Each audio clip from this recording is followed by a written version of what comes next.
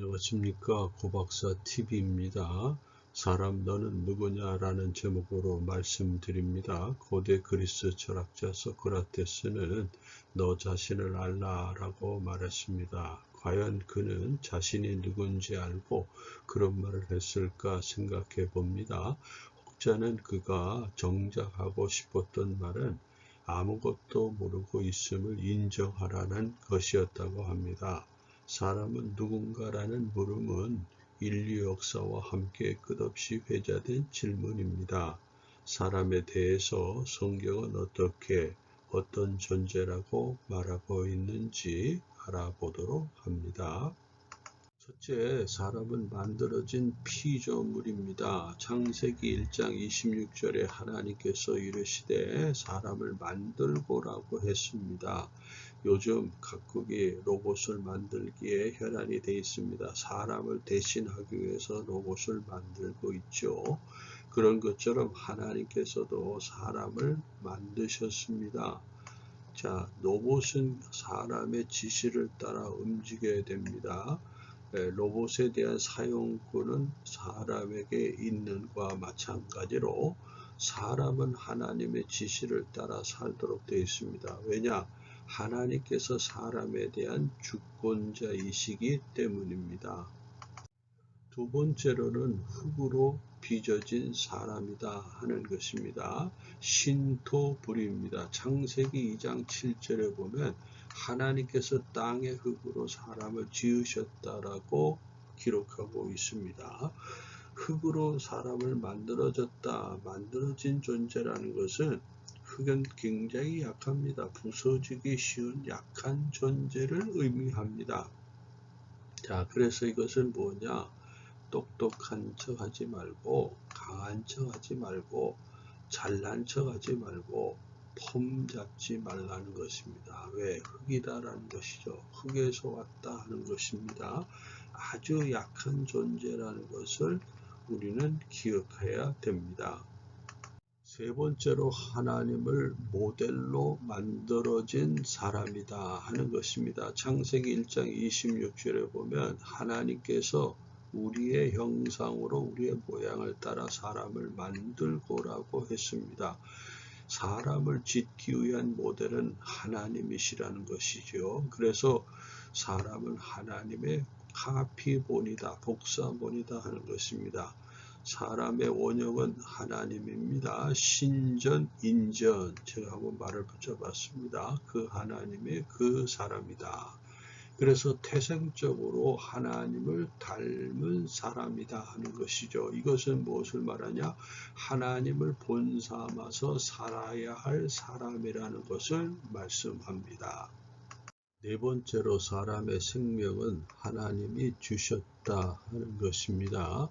창세기 2장 7절에 보면 주 하나님께서 땅의 흙으로 사람을 지으시고 생명의 숨을 그 콧구멍에 불어넣으시니 사람이 살아있는 혼이 됐다라고 했습니다. 이 말씀을 근거로 보면 사람의 생명의 근원은 하나님이십니다. 그래서 하나님을 떠나면 사람은 죽습니다. 하나님을 떠난 사람은 영존하지 못하게 됩니다.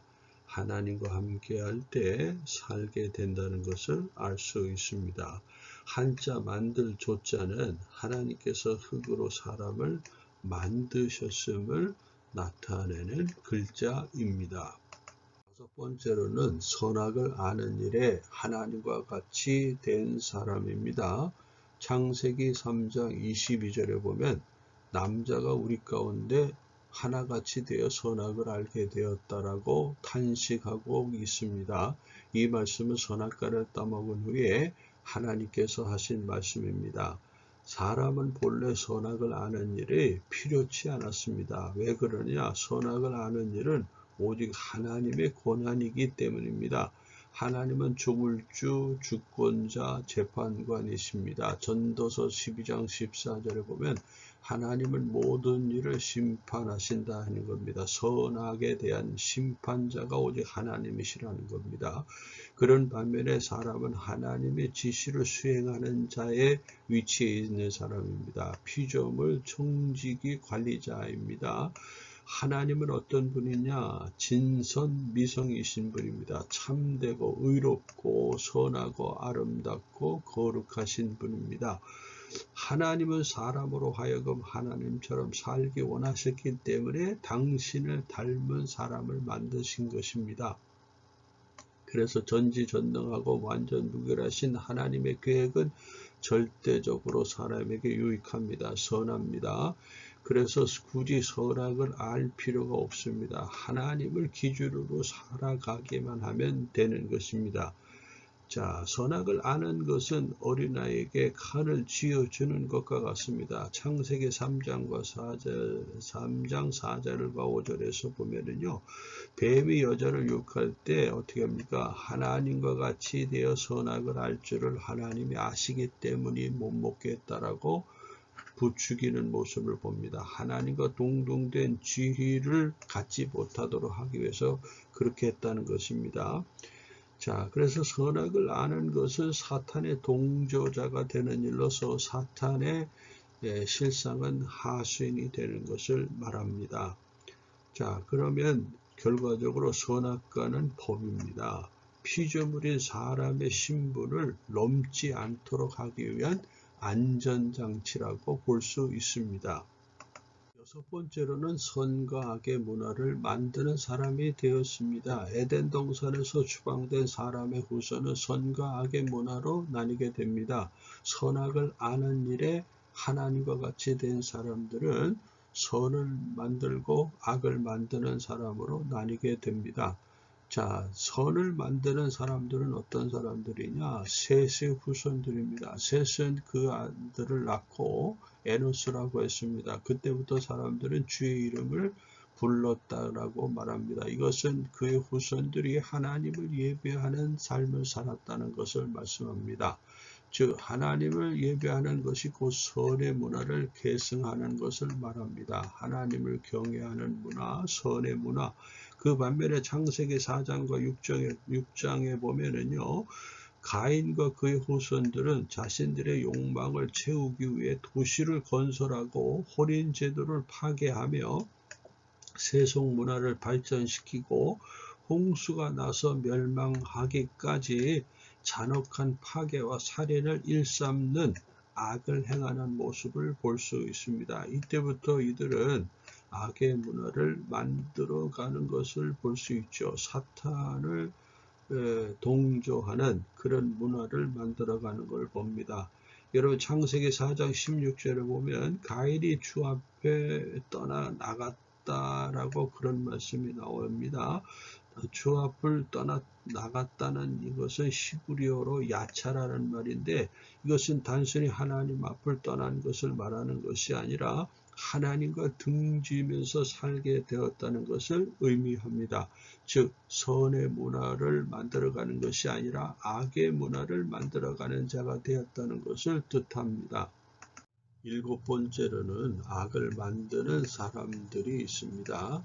창세기 11장 4절을 보면은 도시와 탑을 세우고 하늘에까지 닿게 해서 지면의 흩어짐을 면하자라는 그런 말씀이 있습니다. 자, 사람들은 선악을 알게 된 이후에 선만이 아니라 악을 행하는 일이 끊임없이 이어지게 됩니다. 노아의 둘째 아들 함의 후손들이 그 사람들입니다. 홍수 이전에 가인의 후손들과 같은 악의 문화를 만들어가는 것을 볼 수 있죠. 함의 손자 대표적인 것이 니므롯입니다. 그 사람은 신할 땅에 그의 왕국을 건설하고 바벨탑을 쌓고 하나님을 대적하는 악을 발전시킵니다. 자신을 숭배하게 하는 정책을 만들죠. 악의 그 대표적인 문화는 바벨론의 우상 숭배입니다. 니므롯을 남신, 곧 태양신으로 숭배하고 세미라미스, 여신, 달의 문화가 이렇게 만들어서 지중해를 거쳐서 세상에 널리 확산되게 만드는 악의 문화를 만들어가는 사람들을 볼 수 있습니다. 여덟 번째로는 선을 잇는 사람입니다. 그것은 아담의 셋째 아들 셋과 그의 후손들이죠. 이 사람들은 함의 아들 그 후손들과는 달리 하나님을 경외하는 예배하는 선의 문화를 계승 발전시키고 있는 것을 볼 수 있습니다.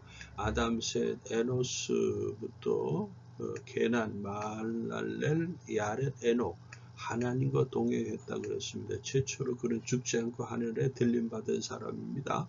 무드셀라, 라멕 그리고 노아 하나님과 동행하고 의인이었고 완전한 자라고 성경은 말하죠. 그의 아들 셈, 아르박사, 셀라, 에벨, 벨레, 루스룩, 라홀, 데라, 아브라함 하나님 말씀을 순종한 절대 순종한 아브라함 그 이후 모세라든지 이사야 수많은 그 선을 잇는 사람들 그 후손들 성도들 하나님을 예배하는 자들이 지금까지도 이어지고 있음을 볼 수 있습니다.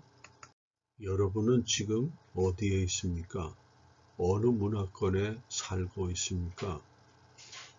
이 물음에 답해 보시기 바랍니다. 감사합니다.